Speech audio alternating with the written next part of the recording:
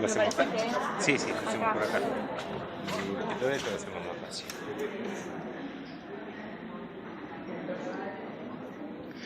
Bueno, doctora, nos gustaría conocer la charla en sí. Estuvimos llegando recién, hablaba sobre uno de los temas que hablaba de forma irreversible, ¿no? Las operaciones que se hacen para el cambio de género o sexo, como de acuerdo como lo puedan determinar. Bueno, en sí, ¿qué consiste la charla? Estábamos hablando sobre lo que es la diversidad sexual, sobre el marco normativo que hay en Argentina y cómo ese marco normativo implica un mayor acceso a derechos a una población, pero también un cambio cultural por parte de toda la sociedad, de las personas que trabajan en el Estado, en salud, en educación, para entender relaciones de género más igualitarias entre hombres y mujeres y entender que pueden haber múltiples formas de relacionarnos, múltiples formas como se presentan nuestros cuerpos, múltiples formas como se construyen las familias. Es la primera actividad que se hace en el marco del 7 de marzo, del 8 de marzo, invitada por la municipalidad, dentro de otras acciones que ellos van a realizar. Y bueno, veníamos haciendo un trabajo desde el año pasado con Acción Social del municipio y por eso nos invitaron para tratar de entender qué es el cambio que implica a nivel cultural hablar de diversidad, hablar de personas lesbianas, gays, bisexuales, trans, intersex. Y cuando vos llegaste estábamos hablando justamente sobre las personas intersexuales, que son personas que el cuerpo no nace como la medicina lo espera y como en algunos casos la medicina los opera siendo muy chicos para poder catalogarlos en un determinado cuerpo y otro, y eso trae ciertas consecuencias. No es lo mismo de lo que tú me preguntabas sobre las operaciones de cambio de género, porque eso tendría que ver con la identidad de género, tendría que ver con personas que se sienten ya en su infancia o en su adolescencia, sienten que el género que les pertenece no se corresponde con el que les asignaron en el momento de nacimiento y deciden emprender algunos cambios. La mayoría de personas trans empiezan con cambios hormonales y después algunas de ellas sí desean acceder a cirugías. La Ley de Identidad de Género Argentina garantiza el acceso tanto a los tratamientos de hormonización como a las cirugías a partir de la reglamentación del artículo 11 de la ley, y obliga al Estado a acompañar esos procesos, entendiendo siempre que sean voluntarios y que la persona los quiera hacer, y desmitificando que todas las personas trans se quieran operar. Eso no es así. Muchas personas trans simplemente adaptando su cuerpo de forma hormonal o de forma estética no desean hacer ningún cambio quirúrgico. Siempre tiene que tener un acompañamiento psicológico, sobre todo, porque más allá de que como algunos dicen, ¿no? Una mujer en el cuerpo de un hombre en el cuerpo de una mujer, hay una modificación, porque debe ser diferente verse cuando uno se mira en el espejo, la condición que se ve a la que después pasa a tener. No, en Argentina no se habla de personas que hayan nacido en un cuerpo y en otro, porque eso sería un término patológico, y en Argentina no se ve la identidad de género de esa manera. La ley no exige un acompañamiento psicológico, sí exige un acompañamiento por parte del Estado y de las instancias de salud, pero plantear que se requeriría obligatoriamente un acompañamiento psicológico plantearía que es una patología y nada más lejos de la ley argentina. La ley argentina es ejemplar porque justamente despatologiza, es decir, saca la identidad de género del ámbito de la enfermedad para entenderlo como una de las múltiples formas como yo me puedo identificar. En cuanto a lo que hablaba, ¿no? La identidad de género, muchas veces uno tiene una apertura, pero siempre que lo vea en otros, no en la familia. Digo, ¿cómo se trata? ¿Cómo trata? Si se acerca a la gente para preguntar, porque creo que debe ser uno de esos, a lo mejor clave, ¿no? Es uno de los aspectos fundamentales, trabajar con la sociedad en general para entender que esto no es nada normal ni patológico, que puede ser simplemente una forma diversa de ser o sentirse, y cómo nuestros seres queridos pueden transitar estos procesos acompañados del amor familiar, que sí es muy importante, y de una contención familiar que sí es muy importante, tal vez mucho más que la de los acompañamientos profesionales. ¿Cómo ha visto, dice que muchas veces piensan que una ley tiene que ser cambiar el pensamiento de muchas personas? Yo digo que no, que una ley marca los derechos o lo que puede llegar a tener, pero cómo se trabaja, ¿no? En todo esto, teniendo en cuenta que somos comunidades o sociedades muy machistas, sobre todo en Latinoamérica, ¿no? justamente el dispositivo que nosotros trabajamos se llama de la ley a la práctica, porque entendemos que las leyes no son el piso desde que se parte, sino son más bien el techo al cual queremos llegar, y para que esas leyes sean aplicables tiene que haber un cambio cultural en el cual las personas se entiendan de qué se tratan esas leyes, qué implican, le pierdan miedo a las cosas, se despejen dudas o mitos respecto a las orientaciones sexuales, respecto a la identidad de género, para que realmente las leyes de matrimonio igualitario, de identidad de género, puedan ser accesibles para todos y todas. Sigue faltando todavía un poco de trabajo en los colegios como para poder profundizar más en el tema, teniendo en cuenta que muchos padres este tema todavía sigue siendo muy tabú. Me parece que sigue haciendo falta trabajo en todos los ámbitos, no solamente en el educativo. De hecho, los docentes, a través de la Ley de Educación Sexual Integral, han sido uno de los ámbitos donde han tenido una mayor apertura a entender la sexualidad desde un enfoque amplio, que la entienda también como en la que están implicadas el afecto, las relaciones sociales, relaciones políticas, y no únicamente la sexualidad entendida como genitalidad. Y en eso el aporte de la Ley de Educación Sexual Integral ha sido fundamental y se sigue trabajando en ello. Me parece que, sobre todo, lo que comentas de los padres es más un acercamiento a entender cuáles son los procesos por los cuales está transitando sus chicos o sus chicas hoy y cómo los docentes acompañan esos procesos.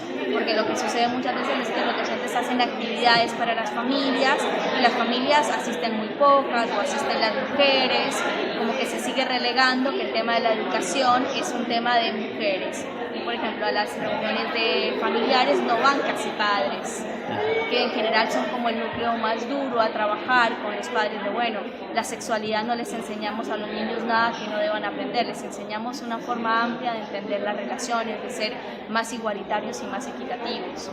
¿Cuáles son por ahí, para finalizar, con las inquietudes o planteamientos que le hacen, ¿no? Desde las familias o de distintos grupos? ¿Cuáles son las preguntas frecuentes o, digamos, las más comunes como para poder afrontar? Creo que una pregunta muy frecuente es si es una enfermedad, si que mi familiar sea una persona lesbiana, gay o trans es una enfermedad, es como siempre el mito, ¿no? Y uno siempre tiene que decir, no, no es una enfermedad, es una forma diferente de sentirse consigo mismo o de sentir hacia los otros, no es ninguna enfermedad. Esa es la pregunta más frecuente. Muchas gracias. Bueno, hasta luego.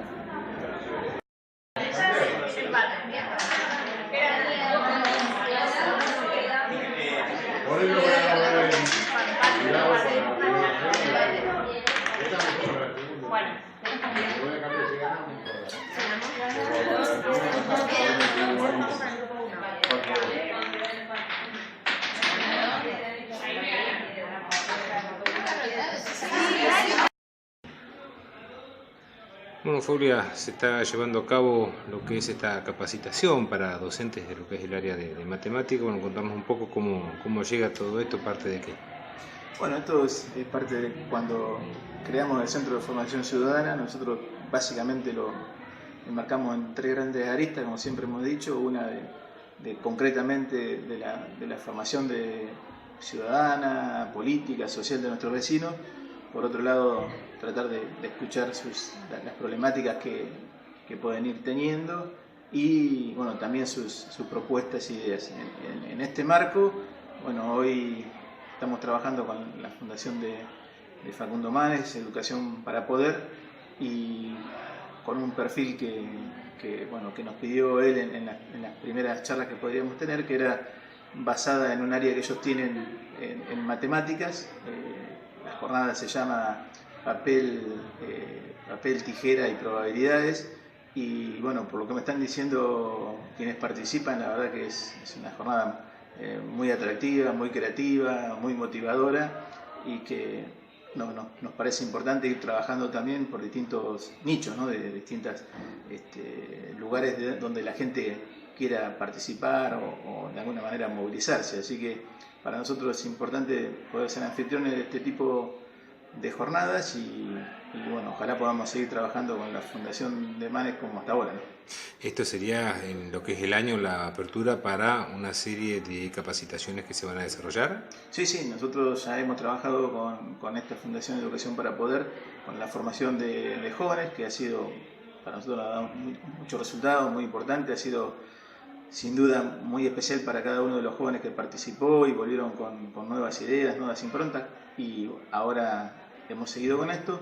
Y otro nicho que nosotros hemos hablado mucho con la Fundación de Educación para Poder es la que hace referencia a aquellas personas que se jubilan a la edad de 65 años y que pierden un poco la actividad, toda esa fuerza que vienen teniendo por ahí de estar trabajando en contacto con mucha gente, y de un día para otro se encuentran con una edad todavía muy jóvenes que tienen mucho para dar, pero a veces no encuentran dónde, ¿no? Entonces, estamos viendo de qué forma también ellos lo están haciendo en algunos otros municipios, en algunos otros lugares, a ver si en Carlos Casares también podemos trabajar en eso, ¿no? En ver cómo podemos brindarle motivaciones a aquellas personas que se jubilan, que son bastante sabios por lo que han pasado en su vida, en lo que se han formado, y que a veces no saben cómo volcarlo o qué hacer muchas veces.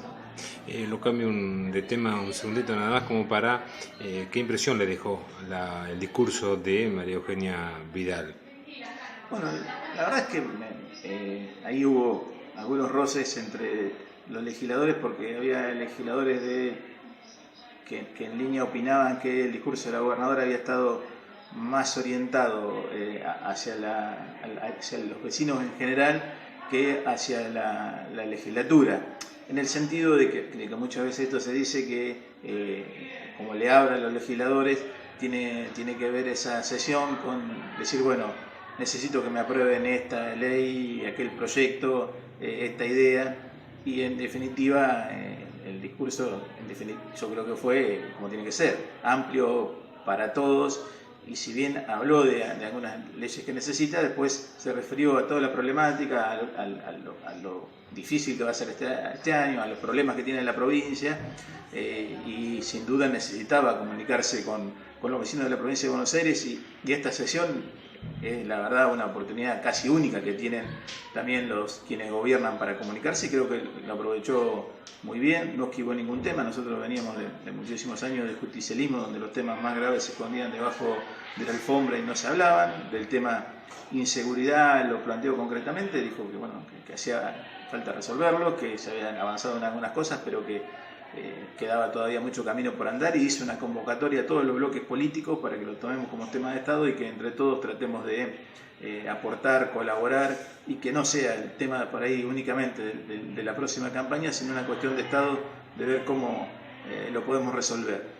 Y sin duda también el tema más candente, que es el tema educación, le habló a los alumnos, le habló a los padres, le habló a los sindicatos, le habló a los docentes, y lo hizo con mucha firmeza, dando claramente su punto de vista. Dentro de las cuestiones que yo también destaco y que lo planteó es que este gobierno fue un gobierno que tuvo coraje para enfrentar a las mafias, que eso era absolutamente necesario en la provincia de Buenos Aires, que también queda un largo camino para recorrer en ese sentido, y que para mí, por primera vez en muchísimos años, se ha podido hacer una distribución a todos los municipios por igual, sin importar el color político. Bueno, y de hecho lo podemos comprobar en Carlos Casares, donde están llegando muchísimos recursos, y sin mirar de qué color político es. Esto antes no ocurría, y lo digo porque he sido intendente y he padecido lo que es el ser un color político distinto, cuando quienes gobiernan no tienen bien en claro concepto de federalismo. Por último, después de la visita de la gobernadora aquí a Carlos Casares, ¿cómo ha quedado la relación? Si tiene previsto alguna reunión, si se ha reunido o si ha mantenido algún diálogo con algunos allegados de ella.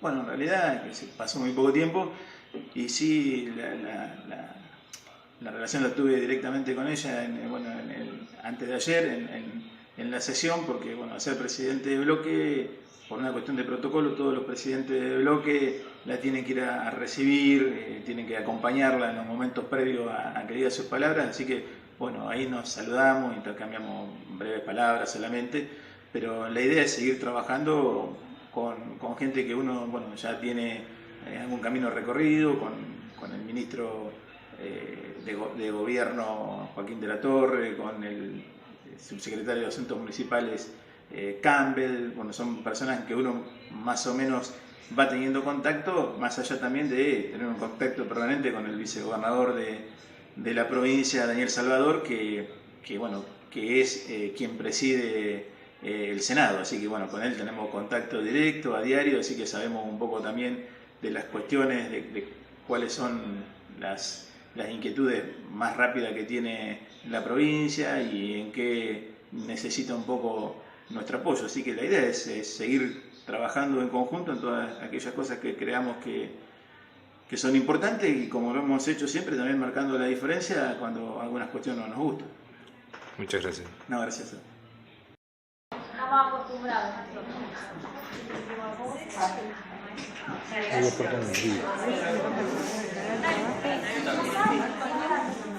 buenísimo lo del sello, perdón que... Bueno, muchas gracias por venir. Esta es la parte que más me gusta, así que por favor vengan. En la universidad me encanta entregar los certificados.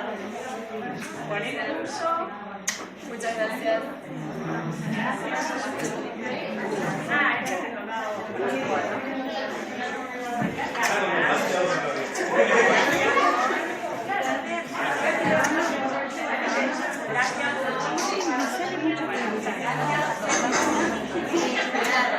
Gracias.